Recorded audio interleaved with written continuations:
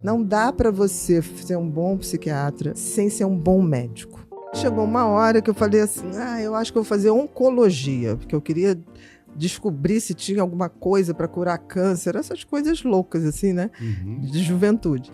E aí chegou uma vez que tinha uma palestra no início do terceiro ano, no auditório central da faculdade, de um psiquiatra. Então eu falei, vou lá, não estou fazendo nada, estava um tempo vago. Eu entrei, era com o professor Oswaldo Said.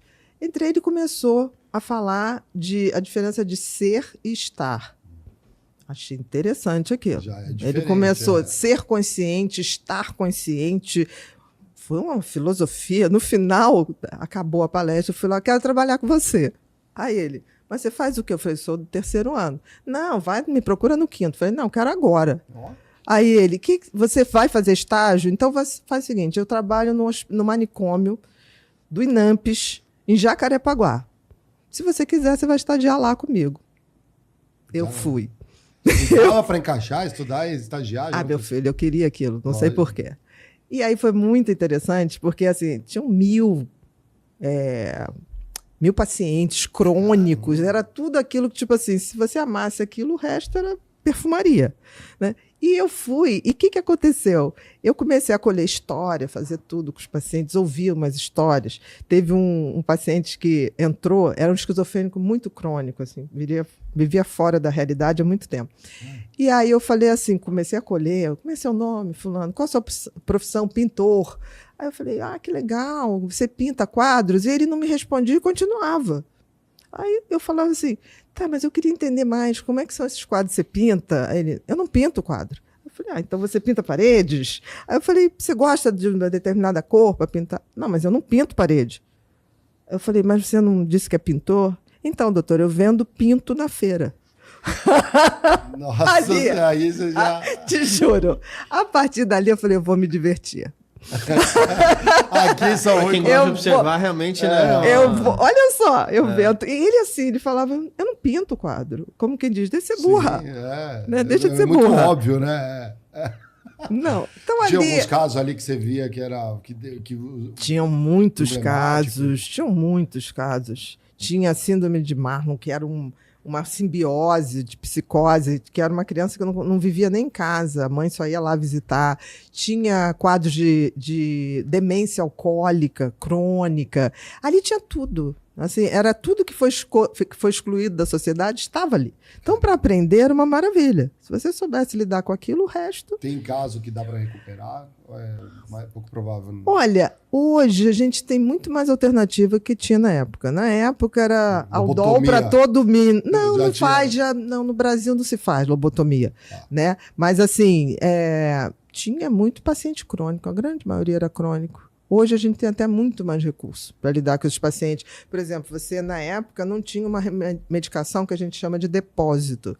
O que é isso? Você hoje tem um antipsicótico maravilhoso para esquizofrenia que você dá uma injeção por mês, ou de 3 em 3 meses, ou de 6 em 6 meses. E ele está medicado. Porque o grande problema do psicótico é que você tira ele da crise. Quando você manda para casa, ele não toma o remédio. Isso era o grande desafio. A família não sabia como dar o remédio. Quando começaram a vir a tecnologia do remédio, que ele vai sendo liberado devagarzinho, acabou. Entendi, que legal. Né? A tecnologia pode ajudar também, você vai evoluindo. E eu fui me apaixonando. Assim. Então, você decidiu a área que às vezes o pessoal deixa para os últimos também decidir. No terceiro ano, o psiquiatra entrou na minha vida e eu comecei a me fascinar com aquilo. E graças a Deus, o Oswaldo Said era um cara que me ensinava assim, todo bom psiquiatra tem que ser um bom clínico.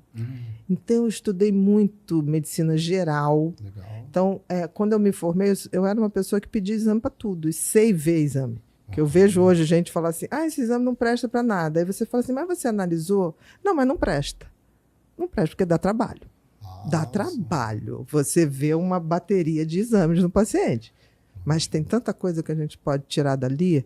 Não adianta, por exemplo, você tratar uma pessoa se ela não está organicamente equilibrada. Se a pessoa está lá com anemia, vitamina B12 baixa, vitamina D baixa, você vai dar remédio, não vai fazer nada.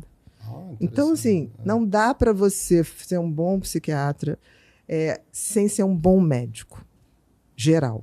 Olha só, a Não gente dá. pega nas séries, né? Tipo um House da vida, ele é um grande clínico, né? Ele olha ali certeza. como que você sabe, ali, né? O pessoal, eu admiro, né? Porque assim, difícil, né? Você fala, todo mundo vai se especializar, mas e o generalista mesmo, né? Mas não dá, a medicina é tão lindo. Eu sempre digo, nunca julgue a medicina. Porque tem gente que fala assim, eu fui no médico, ele é péssimo. Eu sempre falo, a medicina é muito maior do que os médicos. Não brigue com a medicina é linda. Sim. Tem alguns médicos que não prestam, como tem em qualquer profissão. Lógico, Gente né? boa e gente ruim. O desvio, Mas a né? medicina é linda. Não, com certeza. E uma das coisas que eu estou gostando mais dessa nova geração, dessa revolução virtual, é que neurociência, medicina passou a ser um assunto de interesse global.